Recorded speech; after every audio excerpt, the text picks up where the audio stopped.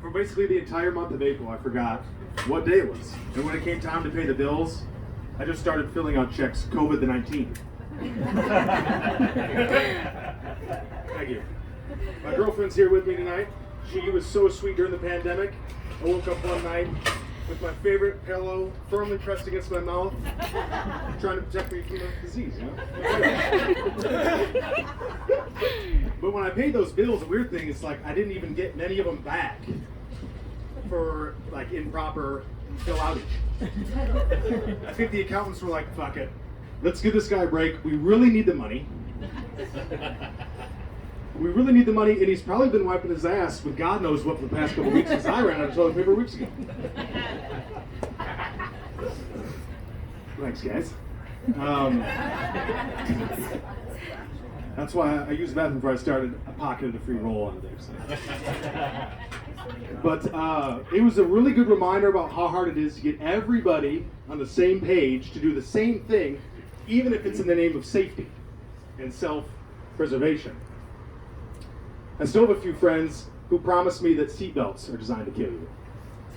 And I say, you know, man, what's this guy doing? I put on my seatbelt and he's like, what are you, trying to die? I just want to argue with him and I want to prove him wrong. But then I think the gene pool can really take that hit. And he looks at me and he's just still cross-eyed. I'm like, man, this flat earther look he's got is really wanting me to not give him a chance in the next one. How about baking homemade food a lot? You can only go to the store and back. So I made a lot of like bread and stuff I don't know anything about. I started making the easier ones. I started calling it quarantine bread. It's basically banana bread, but you can't share it with anybody, so you just eat the whole thing. Some people are so insanely obsessed with keeping thin. They're like a step or two away from being a serious criminal about it. My mom, she used to see like the neighborhood pudgy kid, and she'd say, you know, if I could just take that boy for a summer, I could change his life. Which to her sounds inspirational and motivating, but it really just sounds like she's gearing up for a kidnapping. Or she's starting a weight loss cult. I quite haven't figured it out. I asked her mom, many times I've asked her this, you know, what if I turn out to be overweight? What's going to happen? And she just snaps. She's like, I will never let that happen. And I can see by the extra glances you're getting my midsection that you know I ran away from home. So if I go missing, pray for me, sure. But really, you should think about putting in a workout for me. Thanks, guys. A lot of red wine being drank around the area. It's nice everybody can drink red wine without having Catholic flashbacks. Any other recovering Catholics in here? Yes. By the speed you're drinking your wine, I can tell that already. I got my first taste of red wine at the age of 7. That's when the Catholic Church introduces alcohol to children. Did you get a Snickers bar tip? What's that? Did you get a Snickers bar tip? All of a sudden, the priest tucked one in my back pocket. But we all drank from the same glass, and I wonder what's going to happen after the pandemic, because even on like a sold-out crowd day, I only saw a second glass come out to keep the crowd moving. Yeah, First Communion, pretty much a shock to the child system. You call it the blood of Christ. Sick. It took me a minute to warm up to the idea, but it was cooled off by the priest when he called the glass you're drinking out of the chalice of salvation. Woo! That's pretty cool. So what you do in communion, for the 90% of you sane people out here who didn't have to be raised with abuse legally, you stand in line, nervous, you've got a cheap suit on, you're a kid, you have no idea what's going on. You're in line so long that you're thirsty and you're just nervous and you're just salivating for some salvation by the time you get to the front.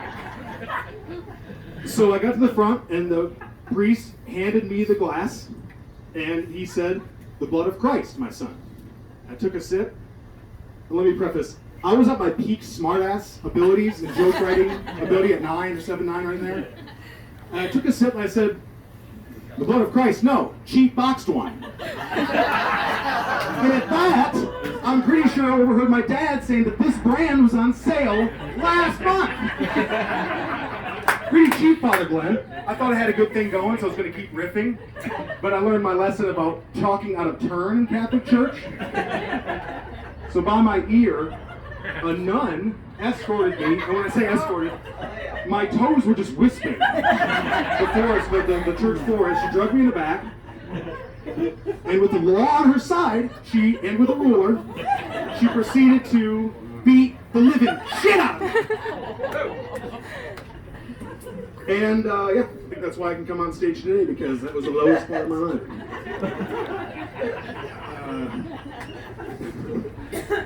I see a lot of nice couples here right now.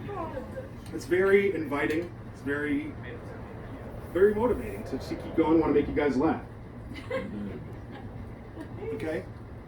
And I feel like if I visited you all at your homes and I checked out your garden, I bet I could learn a little bit about your relationship. Uh-oh, it's fucking right. I won't pick anybody out, but I went over to my friend's house and I noticed that they had some real stress in the relationship. And one was kind of a little bit more basic, just basic guy, you could tell. The woman, a little spicier. And I could tell there was some stress between them. So I went over to their house and I checked out their garden, and I was like, oh, there's 2 garden beds here. And she, right away, piped up, and she's like, yeah, we used to garden together, but he likes the soil way too soft, and I need a firm soil bed. And I just noticed a lot of stress, and I thought I'd, just offer some advice to him. I said, guys, how about we shove those beds together, relieve a little stress, otherwise you're headed for a bitter harvest. I already know. How about the people that say they have a garden and you get there and they just have like some herbs and pots and they're all sickly and underwatered? It's not a fucking garden. That's the perfect analogy for my first relationship. You can always tell the people that fell in love and married right out of high school, the childhood high school sweethearts. How? They start everything from seed. And then there are the liberals. What kind of garden do they have? A succulent garden. Not a garden. But the harvest must be like the anniversary to those couples that take the gardening really, really, really seriously, right? It's the same time every year. You put in so much work. You get some benefits back, right? But then I overheard my neighbors yelling one time, Jim, how could you forget our harvest? It's the same time every year, and I just don't know what to do anymore. That's it. No anal for a month for you. I heard raccoon jizz earlier. I thought it was good to go. But I don't have kids yet. I treat my vegetables out of my garden kind of like my kids. I'm so proud of my tomatoes. They look like the supermarket ones, and finally got carrots to come up. But asparagus has been giving me some major trouble lately. The late development, the rebellious behavior, and those funny smells have got me with one choice: monthly drug tests. But my girlfriend says she does not want to have a garden, and that's her choice, guys. It's her choice. I guess you could say I'm pro-garden choice. But I met a middle-aged man once who caught me off guard. He's like, so, you got a garden yet? I was like, oh, no. Good. Never had one. I thought he wanted to put his garden for adoption. And also I heard him yelling, I brought you in this for and I could take you out. And I noticed this bunch of pile of vegetables. I was like, oh, that's way less white trash. Well, you guys have been really great. Thanks to Freeway and Mike for opening it up. We got Ben coming up next. It's going to be awesome. And I can't go anyway. I got my wife and produce waiting in the car for me right now.